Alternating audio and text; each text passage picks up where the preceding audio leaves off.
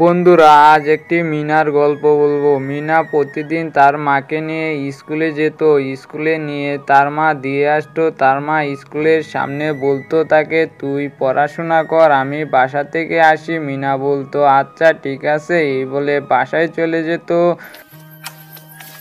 আবার স্কুল থেকে নিয়ে আসার সময় মিনা আম গাছ দেখে বলতেছে, আমগুলো আমাকে পেড়ে দাও, তা না হলে আমি বাসায় যাব না। তার মা বলতেছে, কিভাবে আমি আম পেড়ে দেব? তখন মিনা বলতেছে, না, আমাকে আম পেড়ে দিতে হবে। এই কথা শুনে মিনার মা বলতেছে, আচ্ছা দেখি কিভাবে আম পাড়া যায়।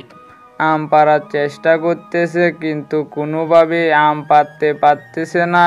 তখন অনেকক্ষণ চেষ্টা করার পর মিনার মা হাঁপিয়ে গেল। তখন রফিক সাহেব একজন কৃষক ছিলেন। তিনি তার গাজর ক্ষেতে পানি দিয়ে রাস্তা দিয়ে হেঁটে হেঁটে আসছিল।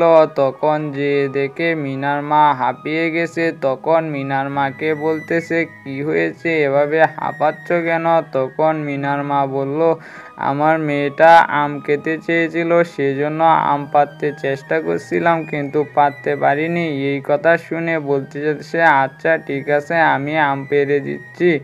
এই কথা বলে সে এখান থেকে চলে গেল।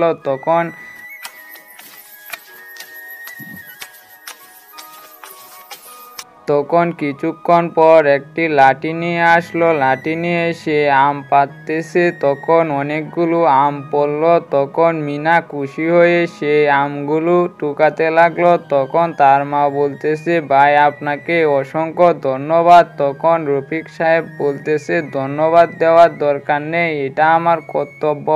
এই কৃষক রফিক সাহেবের জন্য চ্যানেলটিকে সাবস্ক্রাইব করুন।